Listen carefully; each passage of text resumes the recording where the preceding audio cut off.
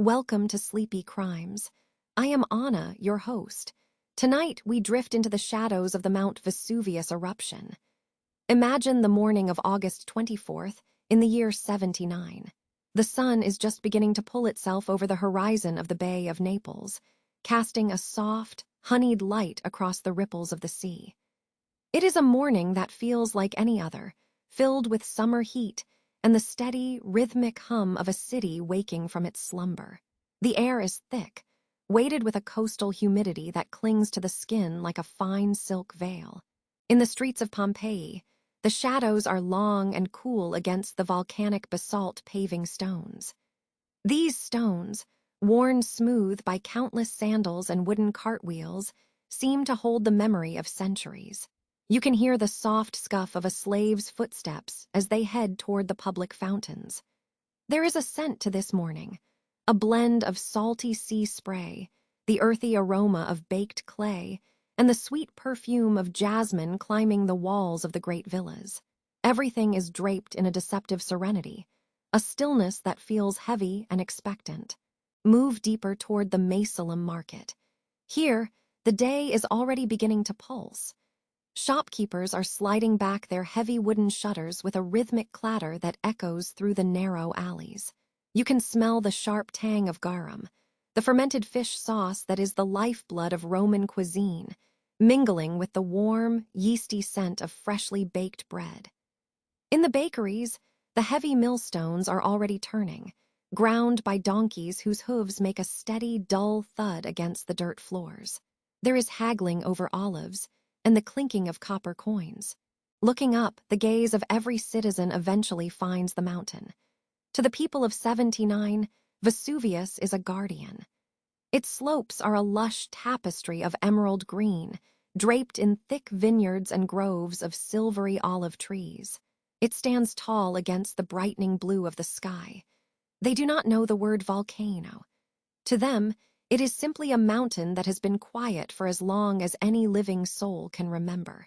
It is a place of fertility, its soil dark and rich, giving life to the grapes that produce their prized wines. But if you listen with more than just your ears, the earth is starting to whisper. In the gardens of the House of the Faun, a steward notices something unsettling. The bronze fountain, which usually dances with a clear stream of water, has slowed to a sluggish, brackish drip. The water is no longer cool. It carries a strange, metallic heat and a faint scent of sulfur. Beneath the city, the deep aquifers are shifting. The wells that served the neighborhoods for generations are beginning to run dry, filled with hot, stagnant air. The animals cannot be so easily reassured. In the stables of the villas, the horses are restless, their eyes rolling white as they kick against the wooden slats of their stalls. They sense a vibration that hums through their bones. In the streets, the stray dogs that usually lounge in the sun are whimpering, pacing with their hackles raised, snapping at shadows only they can see. Even the birds have grown strangely silent. Large flocks have been seen taking flight, heading away from the mountain in a desperate, instinctive exodus through the humid, heavy air. Then there is the earth itself. Every few hours, a subtle tremor ripples through the ground. It is a low thrum, like the growl of a giant shifting in its bed. The residents of Pompeii are used to the earth's temperament. An earthquake had devastated the region 17 years earlier, in the year 62, and since then, the occasional shiver has become a part of daily life. When the floor tiles rattle this morning, a merchant simply steadies a vase of wine and continues his business, never imagining the pressure building miles beneath his feet is reaching its end. As the clock moves toward noon, the humidity becomes unbearable. The sky is a brilliant, cloudless expanse, yet there is a tension in the atmosphere that feels like a physical weight upon the chest. The bustling markets begin to quiet as people seek the shade of their inner courtyards or the cool marble of the public baths. They are waiting for the afternoon breeze to break the heat, unaware that the silence of the mountain is about to be shattered forever. For now, there is only the sun and the heartbeat of a city living its final morning. The mountain was a master of disguise. To the people living in its shadow, Vesuvius was not a threat, but a generous provider. Its slopes were draped in a lush, velvet blanket of green, where vines heavy with grapes for the famous Vesuvinum wines stretched toward the sun. There was no smoke, no fire, and no memory of the fire that had shaped the earth centuries before. Even the great geographer Strabo, who had noted the mountain's charred appearance, spoke of it as something from the distant past, a relic of a time before the Roman peace had settled over the land. The citizens of Pompeii and Herculaneum saw only a beautiful, flat-topped peak that offered fertile soil and a cool breeze. They built their villas and their gardens with a sense of permanence, never suspecting that the very ground they tilled was a sleeping giant, drawing a long and silent breath. The first real whisper of the mountain's true nature arrived on the 5th of February, in the year 62. It was a morning that began like any other, but it ended in a nightmare of stone and dust. A massive earthquake, powerful enough to be felt as far away as Rome, tore through the heart of the region. In a matter of seconds, the grand forum of Pompeii was reduced to a landscape of broken marble. Temples to the gods swayed and collapsed, and the intricate network of clay pipes that carried water to the city's fountains burst beneath the streets. Thousands of people were thrown into a panic as their homes crumbled around them. In the countryside, a strange and unsettling phenomenon occurred, as 600 sheep were said to have died instantly from tainted air, a silent poison rising from the cracked earth. It was a warning, a sudden release of the pressure building deep within the mountain's throat, but the connection was never made. In the 17 years that followed the Great Quake of 62, the people of the Bay did what humans have always done. They cleaned the debris, they mourned their losses, and they began to rebuild. The sound of the hammer and the chisel became the heartbeat of Pompeii. Wealthy merchants commissioned even grander mosaics to cover the scars on their walls, and the city's infrastructure was slowly restored, brick by painful brick. There was a sense of pride in this recovery, a belief that they had survived the worst that the earth could throw at them. By the time the year 79 arrived, many of the scars were hidden behind fresh plaster and vibrant paint. Life had returned to its rhythmic, sun-drenched pace. The tragedy of 62 was remembered as a singular, terrible event, a freak of nature that would surely never happen again in their lifetime. But the earth did not stay still. In the years of reconstruction, minor tremors became a frequent part of daily life in Campania. They were so common that they were treated as mere nuisances, like a sudden rainstorm or a heat wave. A merchant might pause for a moment as the wine in his glass shivered, or a mother might steady a lamp on a bedside table, but they rarely looked toward the mountain. Pliny the Younger would later write that these tremors were not particularly alarming because they were so frequent. They had become the background noise of their civilization. This familiarity was the mountain's greatest weapon. Each small shake was a signal of magma rising, of the pressure increasing in the great chamber beneath the crust, but to the people above, it was just the earth settling itself. They had lost their fear of the ground beneath their feet, trusting in the solid weight of their history. Deep below the vineyards and the bustling markets, a geological transformation was reaching its breaking point. For centuries, a plug of hardened rock had sealed the throat of Vesuvius, acting like a heavy lid on a boiling cauldron. Below this lid, a vast reservoir of magma, rich in gas and silica, was being fed by the slow movement of the Earth's plates. As the magma chamber inflated, it pushed against the surrounding rock, creating the very tremors that the citizens had grown to ignore. The water trapped in the subterranean layers was heating to impossible temperatures, turning into high-pressure steam that searched for any crack or weakness. The mountain was becoming a pressurized vessel, held together only by the weight of the mountain itself. The humidity in the air above was mirrored by the rising tension below.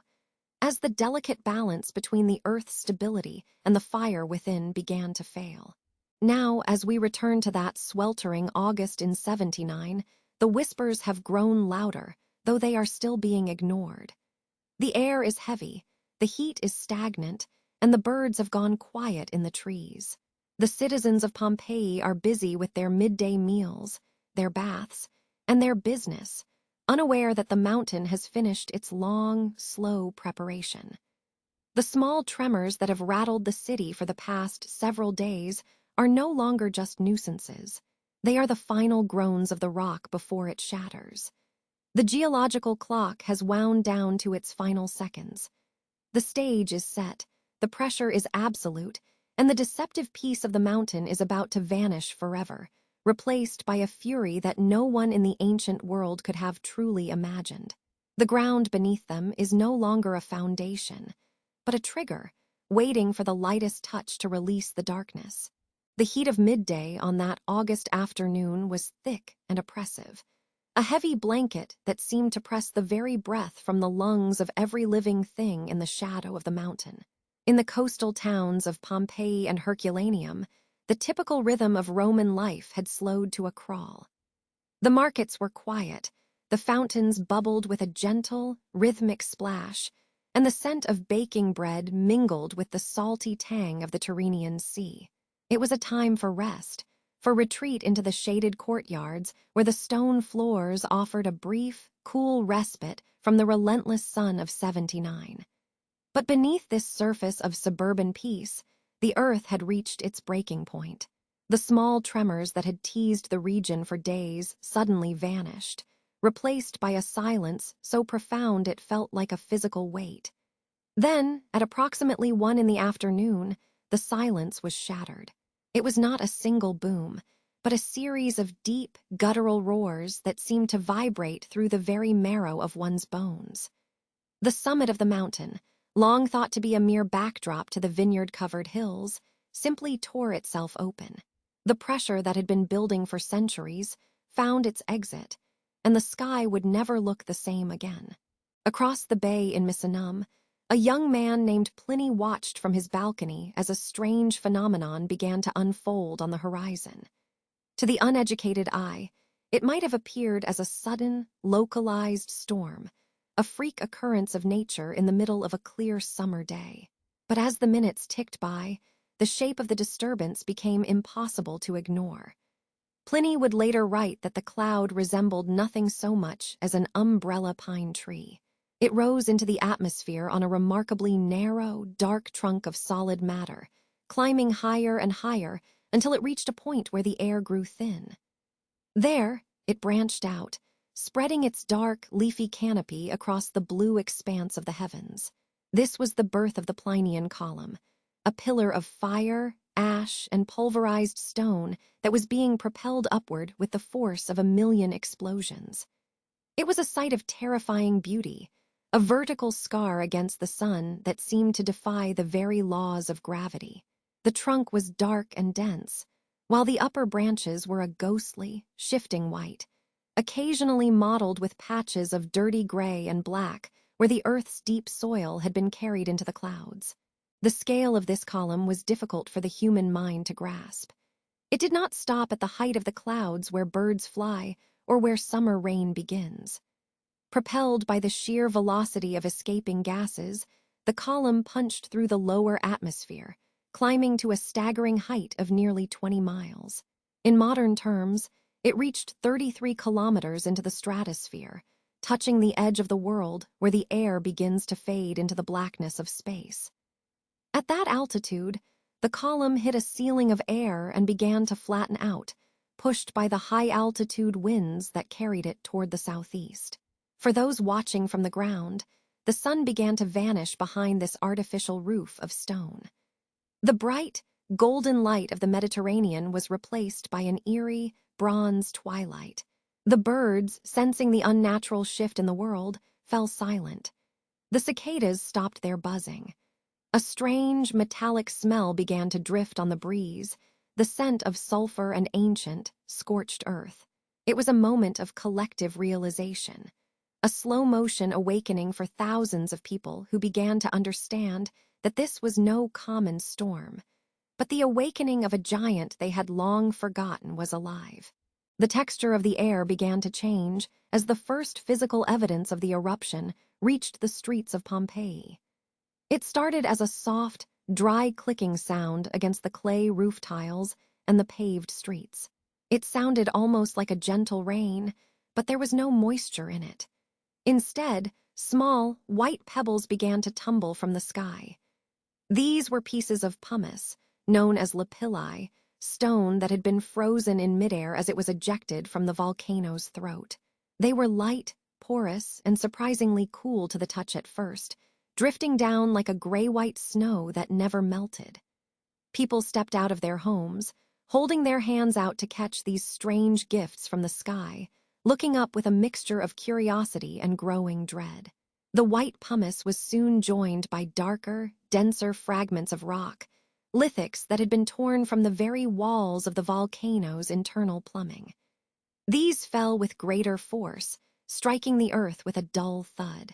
The ground began to turn white, the colorful mosaics of the courtyards disappearing beneath a layer of volcanic debris that grew with every passing minute. The umbrella pine in the sky was now shedding its leaves, and the harvest it brought was one of ash and stone. As the afternoon wore on, the sky directly above the mountain turned a deep, bruised purple. The pillar of smoke was no longer just a visual anomaly.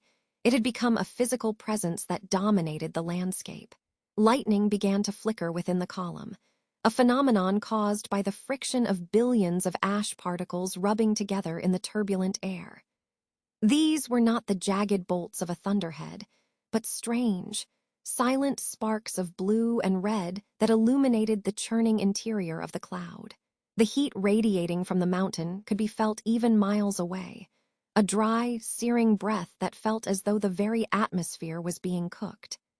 In the villas along the coast, the wealthy citizens began to gather their belongings, though many still hesitated, unsure if this was merely a spectacle to be observed or a catastrophe to be fled. They watched as the umbrella pine grew broader, its dark canopy now stretching far enough to blot out the horizon. The world was shrinking, closing in on the small pocket of humanity huddled beneath the mountain. The shadows were lengthening, and the first hour of the eruption had already transformed the paradise of the Bay of Naples into a realm of gray ghosts and falling stone. By the time the clock would have struck 2, the light was almost entirely gone. The transition from the brilliance of a summer noon to the darkness of a winter night happened in less than 60 minutes. The air grew thick with a fine, powdery ash that coated the throat and stung the eyes, making every breath a conscious effort. In the distance, the mountain continued its relentless exhalation, a steady, rhythmic pulse of energy that sent another 1,500 tons of material into the sky every single second. The sound had settled into a low, continuous vibration, a hum that shook the glassware on the tables and made the water in the baths ripple in perfect, concentric circles. It was the sound of a world being overwritten. The pine of smoke had taken root in the heavens, and its shadow now reached out to touch every soul in the valley, a silent promise that the peace of the morning was gone forever. The first stage of the end had begun, and as the white stones continued to fall, the people of Pompeii began to look at one another, the initial wonder in their eyes finally giving way to a cold, sharp terror. The transition from the oppressive, charcoal sky to the physical descent of the mountain began not with a roar, but with a sound like rain on dry parchment. It was a soft, rhythmic clatter that first touched the high terracotta tiles of the villas. If you were standing in a quiet atrium in Pompeii during that hour, you would have heard a peculiar tinkling, a million tiny glass-like impacts echoing through the open roof. These were the first messengers of the white pumice phase. The stones were small at first, no larger than a dried pea, and they were impossibly light. They were not the heavy, jagged rocks of a landslide, but porous fragments of frozen volcanic foam, born from the cooling magma high in the stratosphere. They drifted down through the unnatural twilight of 2 in the afternoon, appearing like ghost white snow against the deep, bruised purple of the volcanic cloud. In the streets, the confusion was palpable but strangely quiet. People stepped out from their shops and taverns, reaching out their hands to catch these white stones. They were warm to the touch, carrying the residual heat of the Earth's deep interior. As you held one, you would feel its lightness. It was a stone that seemed to defy the laws of gravity, weighing almost nothing at all. Yet, as the minutes passed, the trickle became a steady downpour. The white lapilli began to carpet the basalt paving stones of the Via dell'Abbondanza, filling the gaps between the ruts worn by chariot wheels. The sound changed from a tinkle to a dry, rustling hiss. It was the sound of a city being slowly buried in a sea of white. To the citizens, it must have felt like a surreal dream, a bizarre weather event sent by the gods to test their patience or their faith. As the accumulation reached 5 or 10 centimeters, the first signs of genuine alarm began to surface. Walking became an odd, crunchy labor, as if trekking through a landscape of dried bones. Some residents, showing a spark of Roman pragmatism, began to tie pillows to their heads with strips of linen cloth. This was their only armor against the stones that were now growing in size, some reaching 3 centimeters in diameter. It was a sight both domestic and tragic, neighbors passing one another in the gloom, their heads cushioned by the very pillows they had slept on only hours before. They were shielding themselves from the falling debris, unaware that the real threat was not the impact of the stones themselves, but the sheer, relentless volume of them. The air was becoming thick with a fine, chalky dust that coated the throat and made every breath feel like a mouthful of dry earth. For many, the instinct to survive led them back inside. They retreated into the familiar safety of their homes, bolting the heavy wooden doors and retreating into the inner rooms. They gathered their families around the household altars, lighting small oil lamps that flickered weakly against the encroaching dark. Inside these thick stone walls, the world felt stable. The roar of the mountain was muffled, and the falling stones were just a distant drumming on the roof. They believed that if they could simply wait out the storm, the sun would eventually return. But the white sea outside was rising at a terrifying rate of 15 centimeters every single hour. In the silence of the darkened rooms, you could hear the soft thud of the pumice piling up against the exterior of the doors. Slowly, inch by inch, the exits were being sealed by a mountain of white foam. By the time the afternoon reached its midpoint, the weight on the roofs had become a silent, crushing enemy. The Roman architects had designed these houses for sun and rain, not for the heavy burden of volcanic stone. The pumice was light individually, but in a layer a meter deep, it became a massive, unyielding weight. In the shadows of the living rooms, the wooden ceiling beams began to groan under the strain. It was a slow, agonizing sound of wood splintering under pressure. Some families realized too late that their sanctuary was becoming their tomb. They tried to push open their doors, only to find them held fast by the weight of the pumice that had drifted against the thresholds like desert sand. The only way out was through the upper windows, but even there, the white tide was climbing, turning the vibrant streets of Pompeii into a landscape of mounds and craters.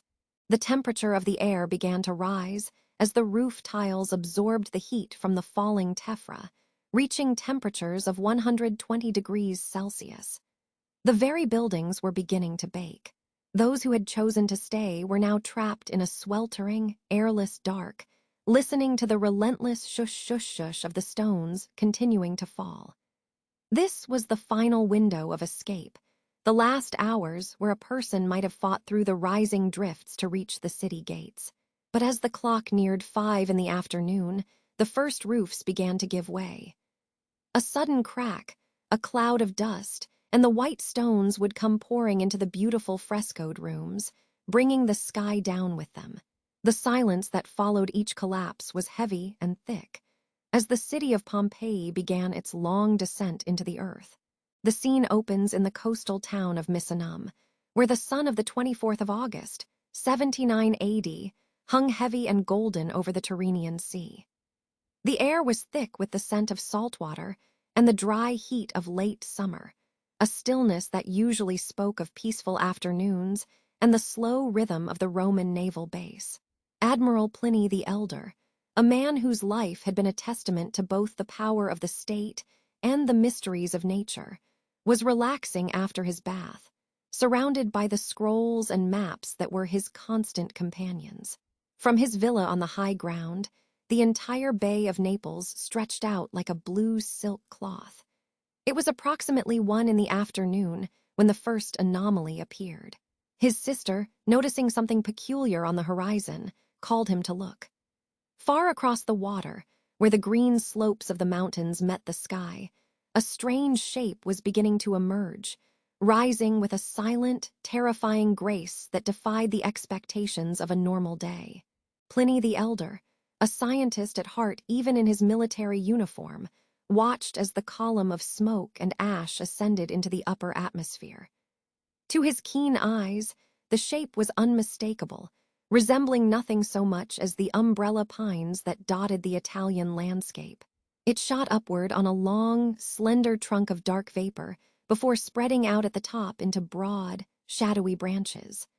The cloud was a mottled tapestry of whites and grays, streaked with darker patches where it had been heavy with earth and cinders. For a man who had dedicated decades to documenting the natural world in his volumes, this was a phenomenon of supreme importance. He did not immediately sense a threat to his life. Rather, he felt the magnetic pull of discovery. He called for his shoes and climbed to a higher vantage point to better witness the scale of this eruption, his mind already racing with questions about the pressure and the heat that could produce such a majestic, vertical forest of ash. Initially, the admiral intended to sail alone in a small, light boat, taking only a few scribes to help him record the behavior of the cloud. He offered his nephew, Pliny the Younger, the chance to accompany him, but the 18-year-old student, perhaps more interested in his rhetorical exercises or sensing an unspoken dread, chose to remain behind with his books. Just as the admiral was stepping out of his house to begin this scientific excursion, a messenger arrived, breathless and sweat-streaked, bearing a desperate plea from a friend named Rectina. Her villa lay at the very foot of the mountain, and with the roads already choked and the sea beginning to swell, she had no means of escape. The letter was a cry for mercy. In an instant, the scholar's curiosity was eclipsed by the commander's duty. The mission was no longer about observation. It was about salvation. The small boat was abandoned in favor of the great warships of the imperial fleet. The order was given to launch the quadrirmes, the massive, four-banked galleys that were the pride of the Roman navy. The harbor of Misenum, once quiet, became a hive of frantic, disciplined activity. The sound of rhythmic drumming began to echo across the water as hundreds of rowers took their places, their muscles tensing for the long pull toward the dark heart of the storm. Pliny the Elder stood upon the deck of the lead ship, his presence a stabilizing force for the sailors who looked with growing fear toward the darkening horizon. He was steering his fleet directly into the danger that everyone else was fleeing.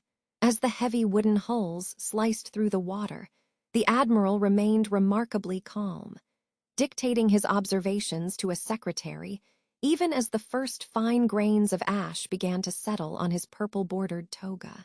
He observed the change in the light, which was turning a sickly, jaundiced yellow as the sun was slowly consumed by the spreading umbrella of the volcano. The journey across the bay was a transition into another world. The further they sailed from the safety of Misenum, the more the natural order seemed to unravel. The air grew significantly warmer, carrying the acrid, metallic tang of sulfur that burned the back of the throat. The sea, once a calm sapphire, began to churn with strange, erratic currents. Large pieces of pumice, light enough to float but hard enough to clatter against the oars, began to carpet the surface of the water, making the passage difficult. The sailors watched as the shoreline they knew so well, the villas of the wealthy and the bustling ports, vanished behind a curtain of falling gray. Pliny, however, did not waver. He noted how the water was suddenly becoming shallow as the seabed rose or the debris piled up, and he watched the blackened rocks, charred by fire, rain down upon the decks. His courage was not the absence of fear, but a stoic resolve to meet the crisis with the same precision he applied to his studies. The sky was now a ceiling of solid shadow, broken only by the orange glow of distant fires that flickered like dying stars on the mountainside. The admiral's ship was being pelted by heavier stones, and the helmsman, trembling with the weight of the moment, suggested that they should turn back toward the safety of the open sea. But Pliny, looking toward the shore where his friends and countrymen were trapped, uttered the famous words that have echoed through the centuries. "Fortune favors the brave." He ordered the ships to push onward, steering toward the town of Stabiae, where the danger felt most imminent. The heat was now a physical weight, pressing down on the lungs of every man on board. As the giant oars continued their steady, heart-like beat, the fleet moved deeper into the darkness, a line of Roman steel heading toward a catastrophe that was quickly becoming a legend.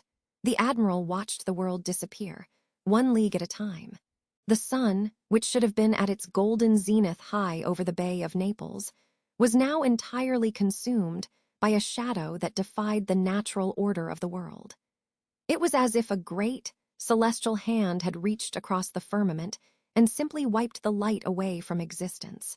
We call this moment the darkness at noon, but for those trapped on the ground in Pompeii, it was something far more visceral than a poetic phrase. It was a total erasure of the senses. The gray, heavy sky we described earlier did not merely dim like a coming storm. It solidified into an impenetrable, suffocating ink. It was not the soft, familiar darkness of a summer night, nor even the heavy gloom of a winter dusk. It was, as the young Pliny would later record in his frantic letters, the kind of absolute blackness found in a sealed room when the lamps have been extinguished and the doors have been tightly barred against the world. You could hold your hand inches from your face and see nothing but the void. The initial silence of this unnatural night was quickly shattered by the sound of the falling sky. But this was no refreshing rain. It was a dry, rhythmic, and relentless clatter.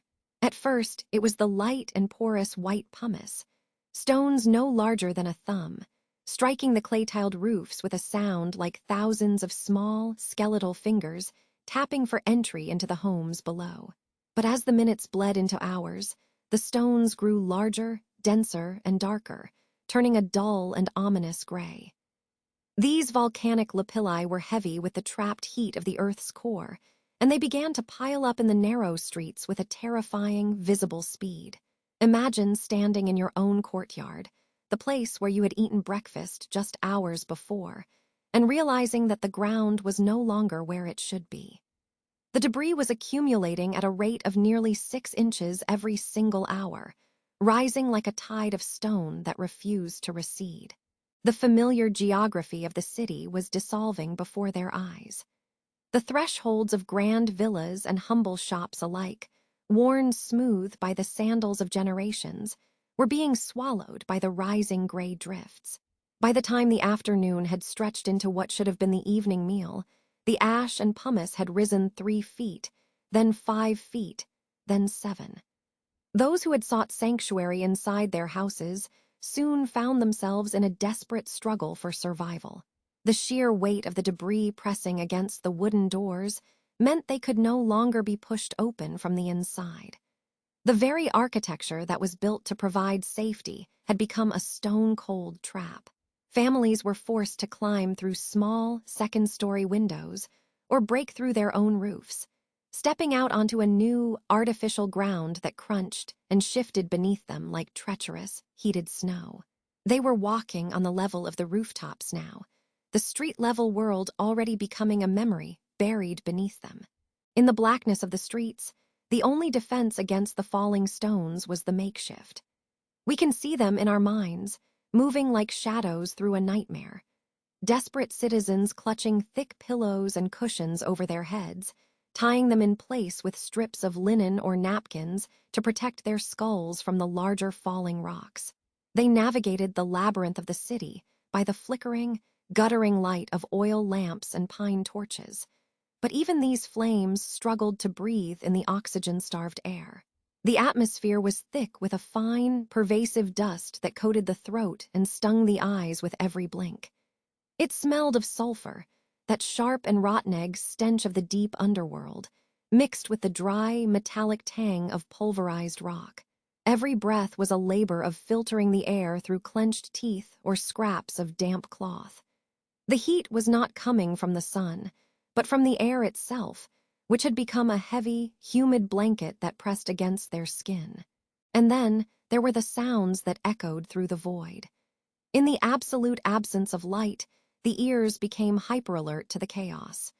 You would have heard the sharp shrieks of women calling out names into the dark, names of children and husbands that would never be answered. You would hear the thin, high wailing of infants who could not comprehend why the day had vanished into soot.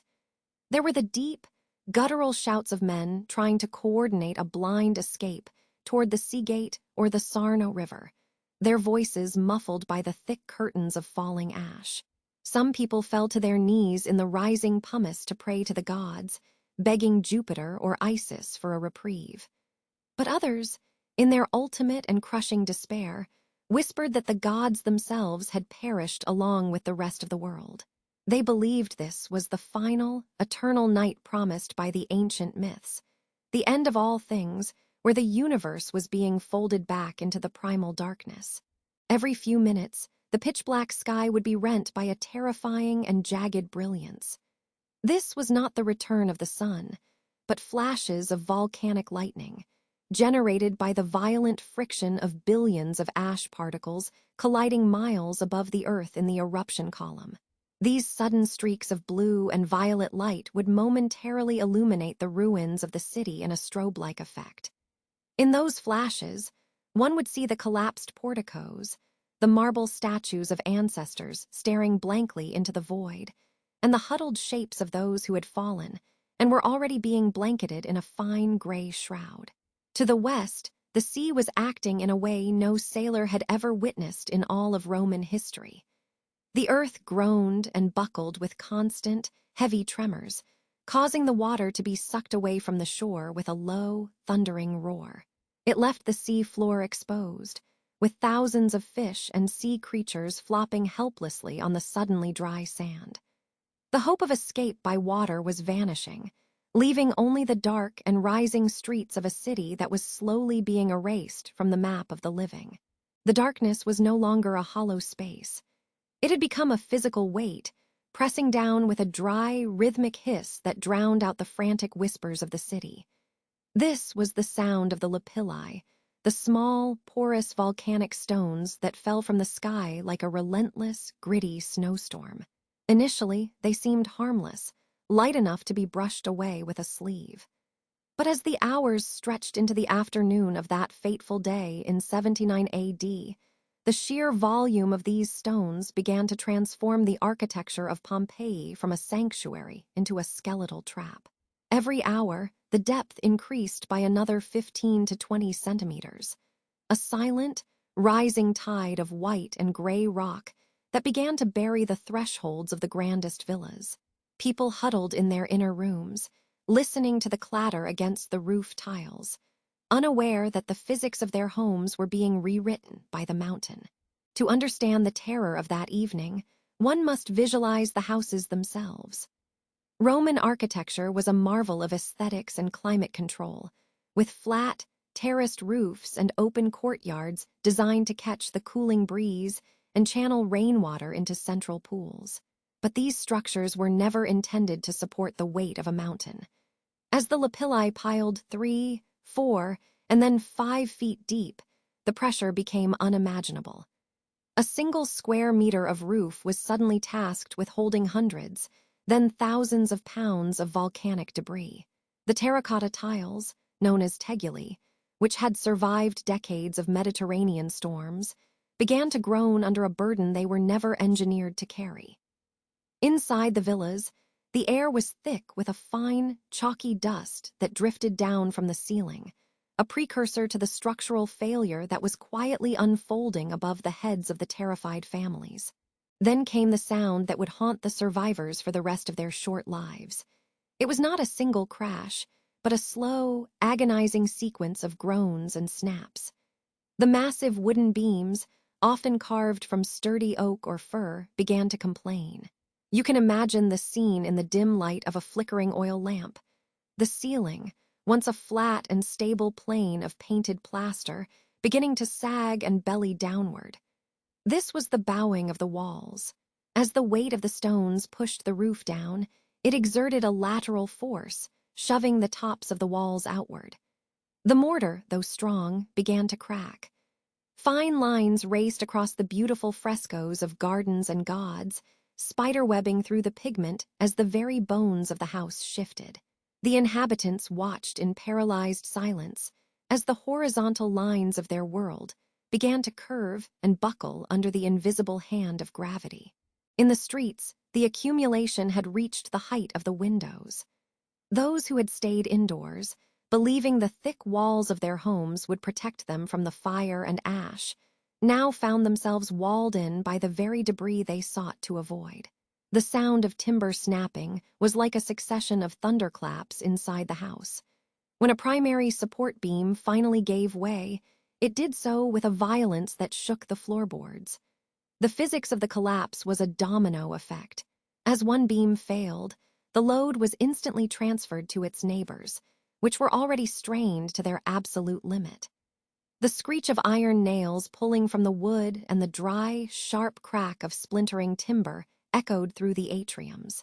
It was the sound of a city being crushed from the top down, a slow-motion demolition where the only escape route was being sealed by the second. For many, the first sign of the end was a rain of terracotta shards. The heavy roof tiles, forced out of alignment by the shifting beams, began to slide and plummet through the ceilings. Imagine the terror of being in a small, windowless room, the only light coming from a small bronze lamp, when the ceiling above you begins to rain down jagged pieces of clay and fist-sized rocks. These lithics, dense pieces of the volcano's throat, were falling at speeds of up to 50 meters per second. They punched through the weakened roofs like cannonballs. The survivors of this stage described a chaotic symphony of destruction. The roar of the volcano in the distance, the sharp clatter of stones, the deep, guttural moan of the masonry, and the high-pitched shriek of wood being torn apart. The safe havens under staircases and behind thick internal walls were becoming tombs as the structural integrity of the entire block withered. By 5 in the evening, the first major wave of roof collapses had claimed a significant portion of the city's inhabitants. Modern archaeologists have found the evidence of this struggle in the positioning of the remains. Skeletons have been discovered in the corners of rooms, their arms raised in a futile, instinctive gesture to shield their heads from the falling masonry.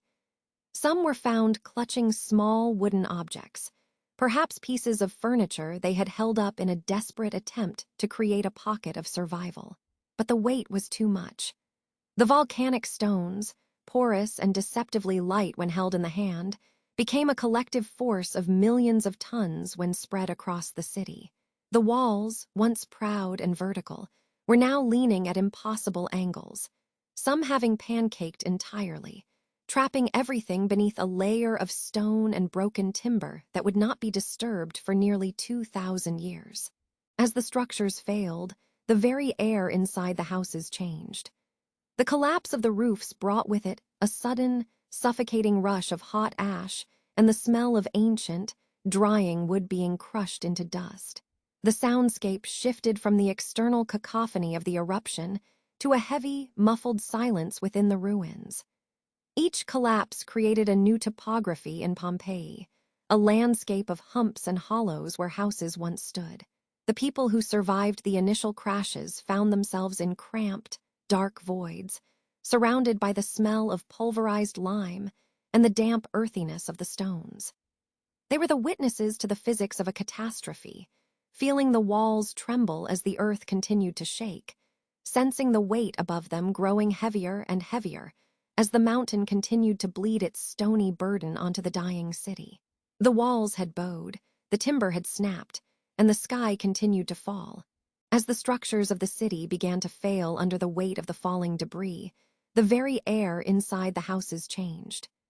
The collapse of the roofs brought with it a sudden, suffocating rush of hot ash and a realization that the walls of one's own home were no longer a sanctuary, but a potential tomb.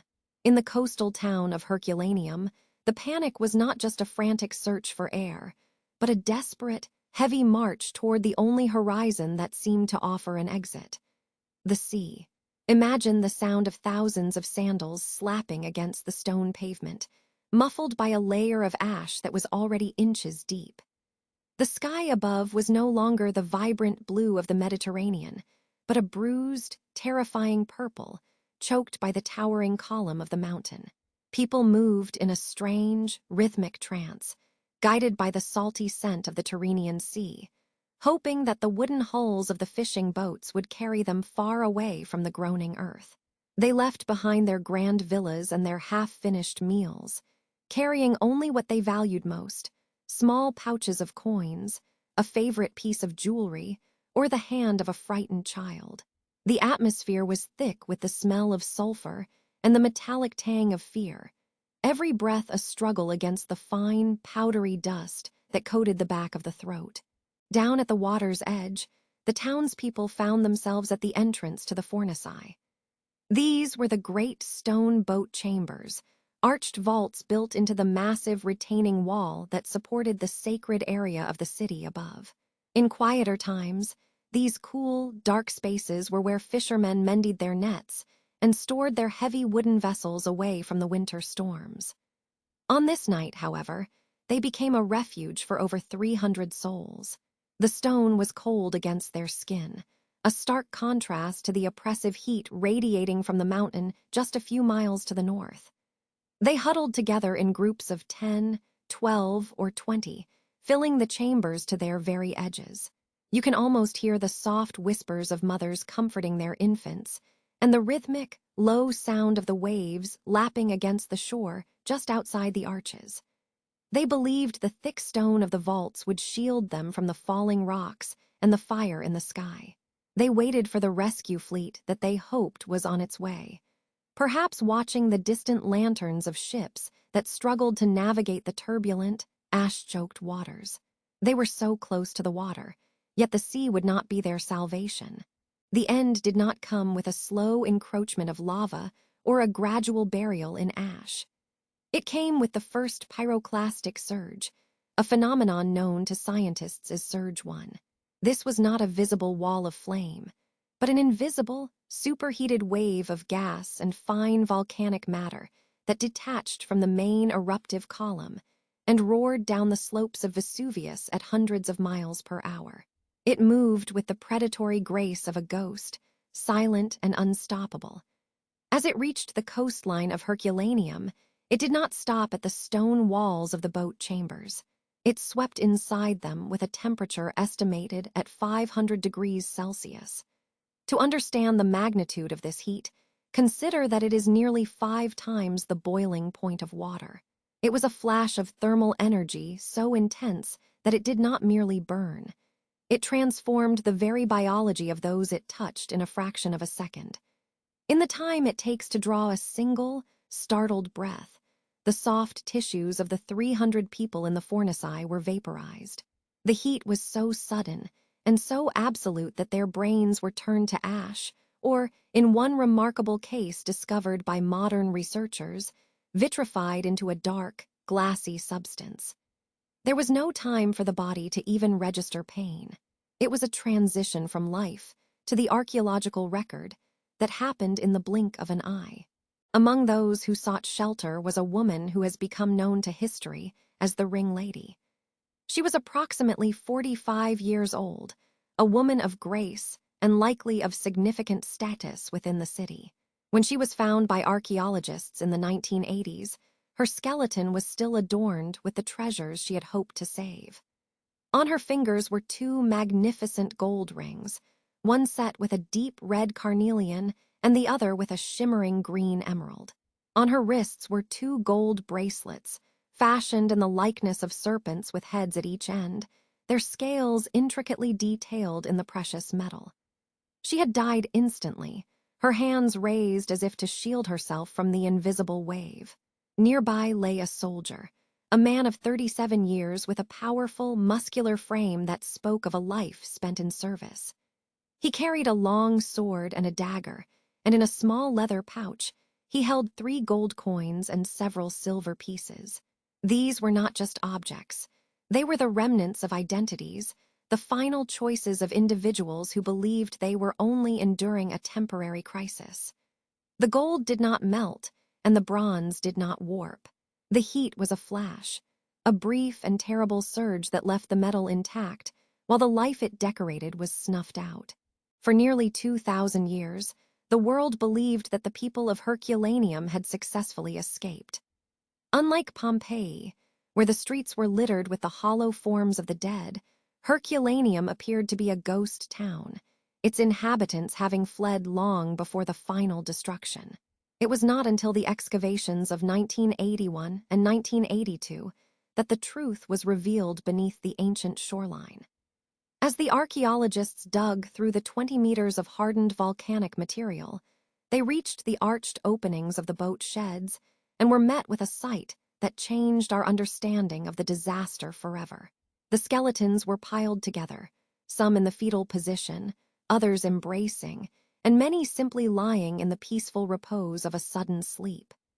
The fine, hot ash that followed the initial surge had acted as a preservative, sealing the chambers and protecting the remains from the decay of time and oxygen. They were found in the same positions they had occupied in those final seconds, a silent congregation of men, women, and children who had waited for a boat that never arrived. The discovery of these 300 individuals provided a haunting, intimate look at the human cost of the mountain's fury, turning a historical event into a collection of personal tragedies. The heat from the sea had turned the sanctuary of the boat chambers into a thermal oven, but the silence that followed was even more profound.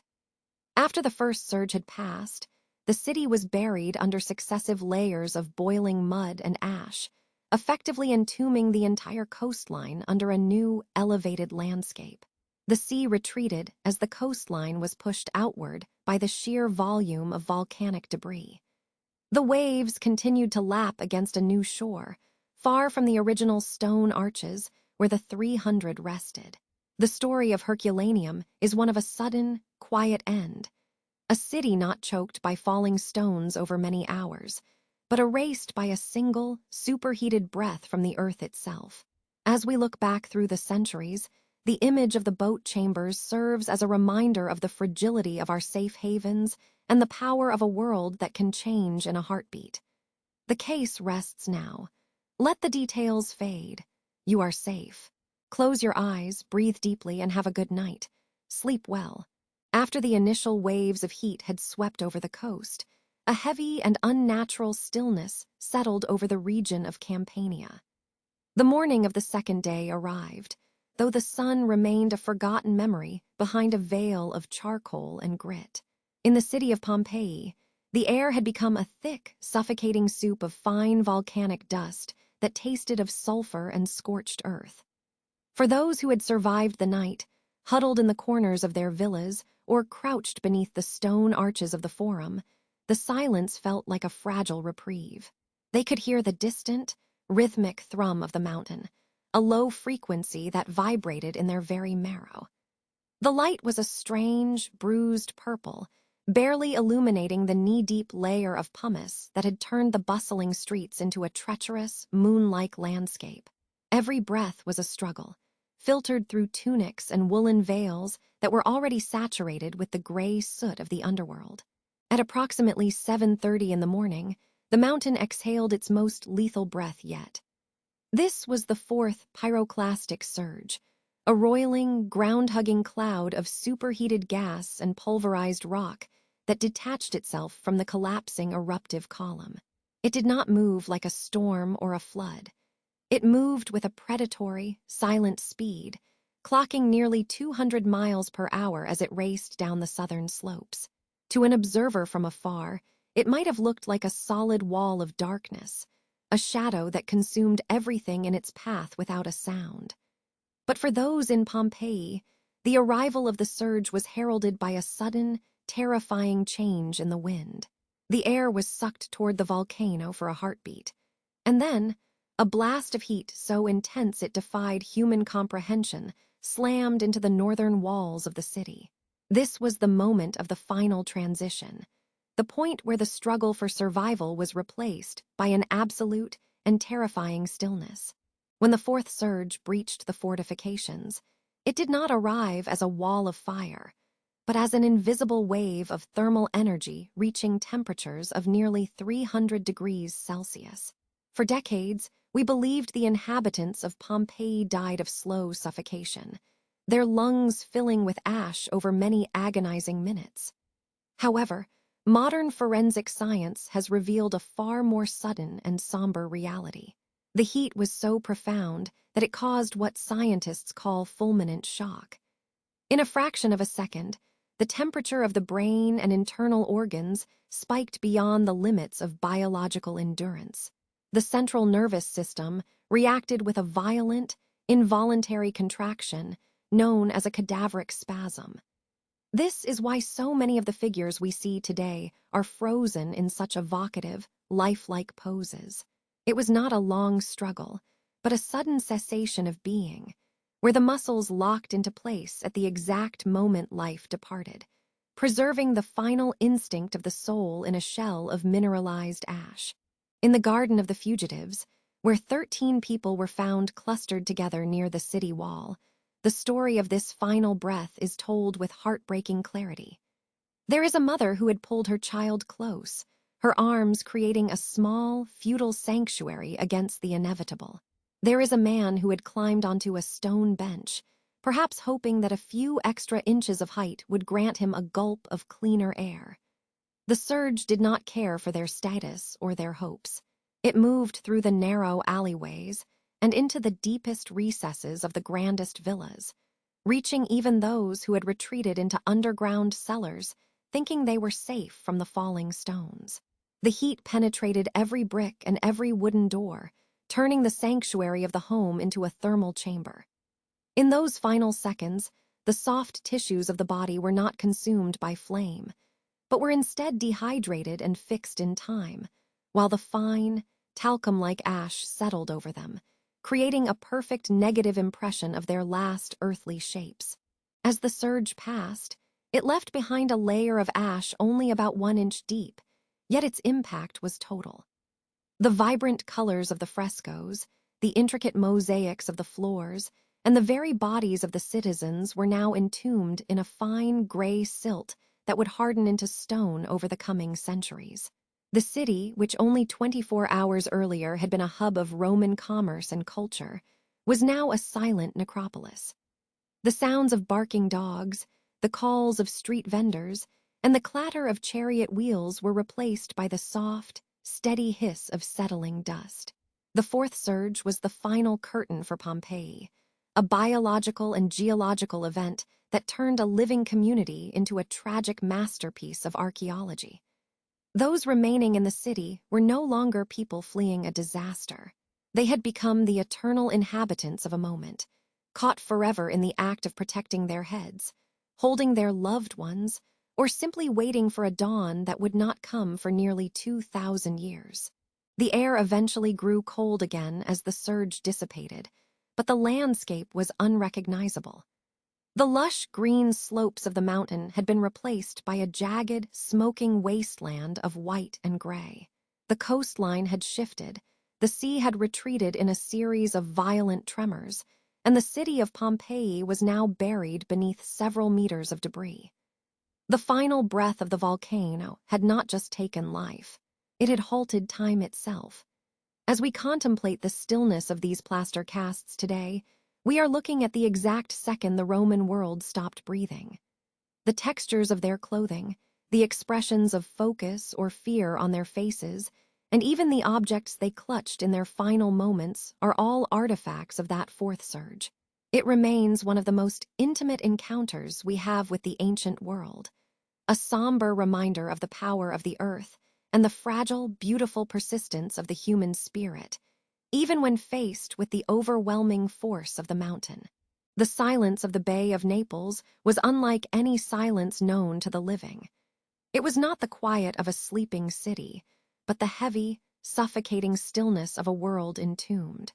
Where once the lush, emerald slopes of the mountain met the azure sea, there was now only a monochromatic wasteland. Everything, the grand villas, the bustling marketplaces, the humble bakeries, was gone, replaced by an undulating desert of gray ash. This new earth was soft and treacherous, drifting like frozen waves across a coastline that had been irrevocably altered.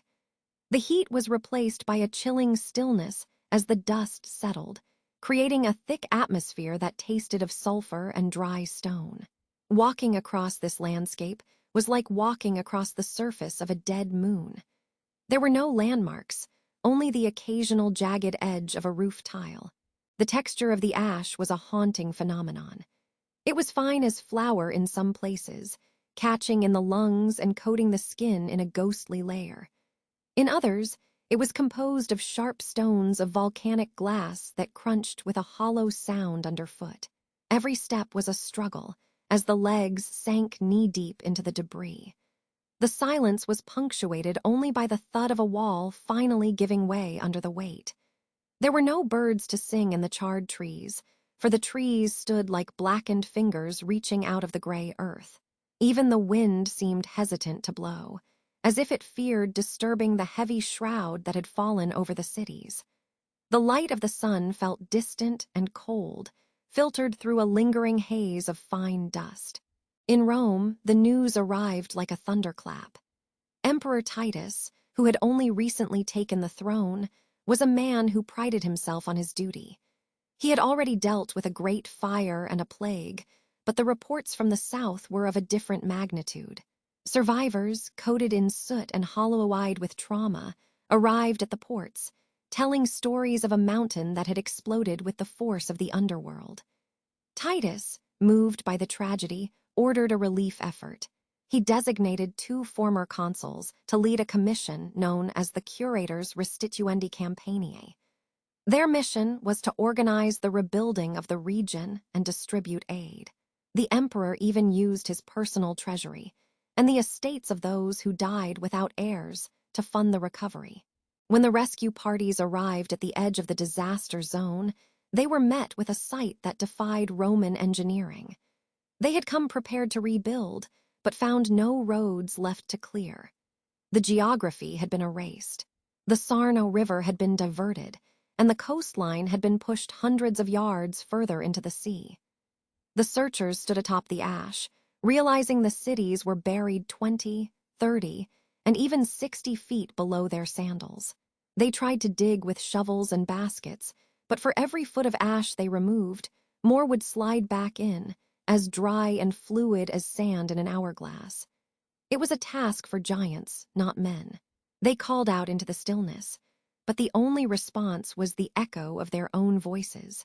As the weeks turned into months, the grim reality settled. Pompeii and Herculaneum were not merely damaged, they were gone. The Commission's reports grew increasingly bleak. The cost of excavating such a vast area was beyond the resources of the empire. The survivors who had fled to nearby Neapolis or Sorrentum were integrated into those cities, their old lives becoming stories told to children in the dark. The grand villas, filled with frescoes and bronze statues, were now sealed in a natural tomb. Slowly, the names of the cities began to fade from official documents. On the great maps used by the Roman military, the vibrant hubs were replaced by blank spaces. The roads that had once led to the gates now simply ended in a wall of gray stone. Eventually, even the memory of the exact locations began to blur. The site of Pompeii became known by the locals as Civita, which simply meant the city, though they could no longer say which city it had been. Grass and weeds began to find purchase in the ash, turning the gray desert back into green fields, hiding the tragedy beneath a deceptive carpet of life. The world moved on, and the names of the thousands who perished were lost to the wind. The maps were redrawn, and for 1,500 years, the cities slept in total darkness, forgotten by the civilization that had once built them. They were no longer places of living breath, but secrets kept by the earth, waiting for a time when the world would be ready to remember the day the sky fell. For more than 1,600 years, the cities of the shadow remained in a deep, undisturbed sleep. Above the ground, the world moved forward. Empires rose and fell, languages shifted, and the very memory of the streets beneath the soil began to dissolve into local legend. The site of Pompeii was known only by the name Civita, a vague reference to a city that once was, but which no one could truly see. It was not until the late 16th century that a faint whisper of the past was heard, when an architect named Domenico Fontana was digging an underground canal and struck ancient walls covered in vibrant paintings. Yet he chose to cover them back up, leaving the silent residents to their rest for another century and a half. It was only in the mid-18th century, beginning around 1748, that the earth truly began to give up its secrets in a way the world could no longer ignore. The early excavations were driven by the curiosity of the Bourbon kings, who saw the site as a source of prestige and treasure. Imagine the atmosphere of those first digs, the air thick with the scent of damp earth and wood smoke. Men worked slowly with shovels and pickaxes, clearing away the layers of gray ash and white pumice that had acted as a protective cocoon. When the first frescoes were revealed, the colors were so vivid they seemed to have been painted only days before. Deep reds, rich yellows, and oceanic blues emerged from the darkness of the earth. These early explorers were treasure hunters, seeking statues and jewels to decorate royal palaces, but as they dug deeper, they realized they were uncovering something far more profound than gold. They were unearthing a moment in time, frozen and held fast by the very mountain that had destroyed it. The true emotional awakening of the site arrived in 1863 under the direction of Giuseppe Fiorelli. He was a man of scientific rigor, but he possessed a deep sensitivity to the tragedy of the place. During the excavations, workers frequently encountered mysterious hollow voids within the hardened layers of ash. These cavities often contained skeletal remains, but the bone alone could not tell the whole story. Fiorelli realized that as the soft tissue of the victims had decomposed over the centuries, they had left behind perfect imprints of their bodies in the volcanic material. He devised a method that would change archaeology forever.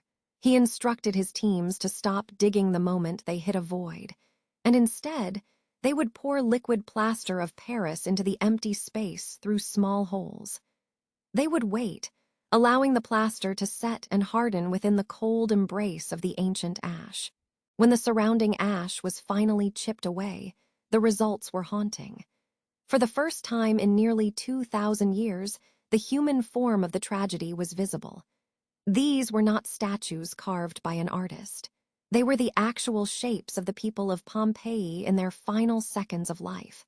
One of the most moving is the Garden of the Fugitives, where a group of 13 people were found trying to escape the encroaching darkness. You can see a mother pulling a child toward her, a man leaning on his elbows as if trying to rise one last time, and another person shielding their face from the suffocating heat. There is a dog, captured on its back with its legs in the air, a collar still visible around its neck.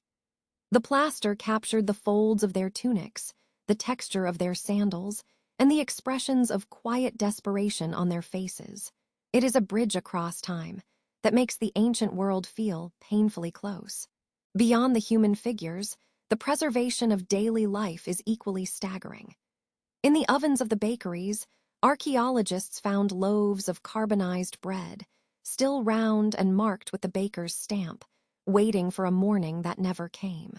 On the walls of the taverns, the graffiti of the townspeople remains legible, scrawling out political endorsements, declarations of love, and even complaints about the quality of the wine. We see the remains of wooden furniture, the roots of ancient trees identified through the same plaster technique, and the intricate jewelry left behind on dressing tables. This level of detail reminds us that these were not just historical figures, but people with routines, favorite meals, and families. The eruption did not just end a city. It paused a heartbeat, preserving the mundane alongside the monumental, showing us the fragile beauty of a life interrupted. As we look back at the echoes of the departed, we are reminded of our own place in the grand design of nature. Mount Vesuvius still stands today, a silent, slumbering giant watching over the Bay of Naples, a constant reminder of the power beneath the earth. The ruins of Pompeii and Herculaneum serve as a testament to human resilience and the enduring nature of our stories. They teach us that even when the world seems to end in fire and shadow, the essence of who we are can remain, etched into the very soil for future generations to find. We have walked through the streets, felt the heat of the ash, and heard the whispers of those who stayed behind. Now, it is time to leave the shadows of the mountain and find our own peace in the stillness of the present moment. The case rests now. Let the details fade. You are safe. Close your eyes, breathe deeply, and have a good night. Sleep well.